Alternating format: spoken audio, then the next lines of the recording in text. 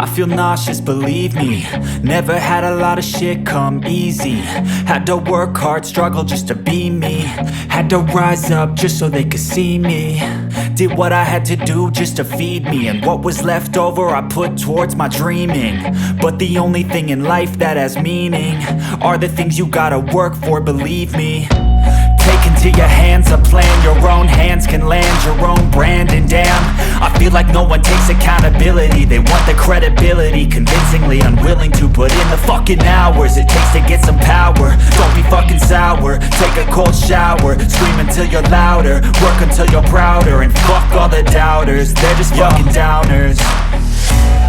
I swear to God they all let me down. I always fought just to wear the crown. I'm pissed off at these fucking clowns who were all taught they deserve an ounce. It's only worth it if you work for it. It's only worth it if you work for it. I won't stop till they hear me now. I won't stop till I wear the crown.